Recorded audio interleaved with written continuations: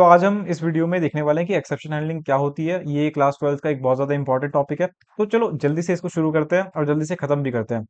Exception handling में तीन चीजें होती हैं। ट्राई, ठीक है, ठीक है, और इसके बाद हमारे पास होता है, जैसे इफ एल्स होता है ना वैसे ही उसके बाद हमारे पास होता है एक्सेप्ट, ठीक है। इसके बाद हमारे पास होता है फाइनली, ठीक है, फाइनली। अब तुम सोच रहे हो कि मैंने यहाँ पर हर जगह पास क्यों लिखा हुआ है। पास मैंने सिर्फ इसलिए लिखा है कि मेरा वीएस कोड अभी यहाँ पर मेरे को एरर्स इंडिकेट करके ना बताने लगे कि यहाँ पर तुमने कुछ गलती की है तो उसको सुधारो, ठीक है। चलो इस चीज को देखते कि ये है क्या। जैसे इफ होता है, इफ क्या करता है कि अगर इफ के अंदर जो कंडीशन लिखी होती है अगर वो सही होती है तो इफ का ब्लॉक चल जाता है, वरना एल्स का ब्लॉक चलता है, ठीक है, ऐसा चलता है ना।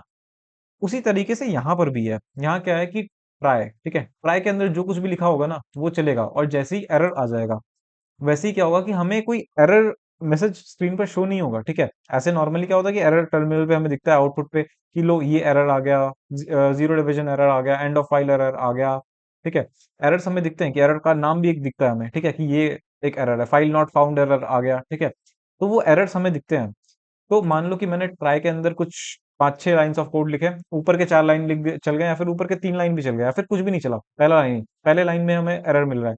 तो ये मेरे को एक एरर नहीं देगा। ये क्या करेगा कि उस आगे नीचे जो कुछ भी है उसको स्किप कर देगा और फिर एक्सेप्ट वाले ब्लॉक पे आ जाएगा और एक्सेप्ट वाले ब्लॉक को चला देगा, ठीक है।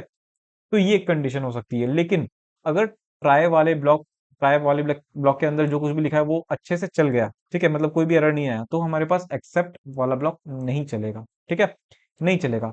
लेकिन इन दोनों ही केसेस में फाइनली ब्लॉक चल जाएगा, ठीक है। अब देखो एक्सेप्ट के अंदर मुझे एक और चीज बतानी है, ध्यान रखना। तो देखो फाइनली कब चलेगा। फाइनली देखो, अगर ट्राई, ठीक है, ट्राई पूरी तरह से चल जाता है, तो देखो केस नंबर वन, ट्राई पूरी तरह से चल जाता है तो उसमें क्या होगा कि एक्सेप्ट नहीं चलेगा, और खत्म होने के बाद फाइनली के अंदर जो कुछ भी लिखा हुआ है वो चल जाएगा, ठीक है। केस नंबर टू, ट्राई के अंदर जो कुछ भी लिखा हुआ है बीच में कहीं एरर आ जाता है तो वहां से ये स्किप होगा, ठीक है, हमारा कंट्रोल जो नीचे आ जाएगा एक्सेप्ट के अंदर आ जाएगा, और फिर एक्सेप्ट का ब्लॉक चल जाएगा, और उसके बाद फिर फाइनली ब्लॉक भी चलेगा, ठीक है। मतलब फाइनली क्या होता है कि ट्राई में भी चलता है, एक्सेप्ट में भी चलता है, ठीक है। ठीक है, तो पहली चीज तो मुझे ये बतानी थी कि आप फाइनली ब्लॉक को स्किप भी कर सकते हो, ठीक है, कोई एरर नहीं आएगा, ऐसे भी चला सकते हो, ट्राई और एक्सेप्ट में अपना काम चला सकते हो, या फिर फाइनली को इंक्लूड करो, कोई दिक्कत है नहीं, ठीक है। और दूसरी चीज मुझे ये बतानी थी कि देखो ट्राई के अंदर कुछ भी लिखा हुआ है चलेगा, ठीक है, और एक्सेप्ट, ठीक है, एक्सेप्ट के बाद हम एक और चीज इंक्लूड कर सकते हैं, एक एरर का नाम, ठीक है, जैसे फाइल नॉट फाउंड एरर, ठीक है। फाइल, देखो यहाँ पर मेरे को एरर्स मिल गए, ठीक है, file file not found error ये मैंने कर दिया, ठीक है। तो उस केस में कुछ प्रिंट हो जाएगा वो करवा दूंगा मैं। और मान लेते हैं कि अगर इधर का काम चलते चलते देखो ट्राई में जो कुछ भी हो रहा है ना उसमें ये वाला एरर नहीं आता, कोई और एरर आता है, तो उस केस में हम क्या कर सकते हैं कि एक और नया एक्सेप्ट ब्लॉक चलाओ, ठीक है, एक्सेप्ट, और इसके अंदर हम लिख सकते हैं जीरो डिवीजन एरर, ठीक है, ये,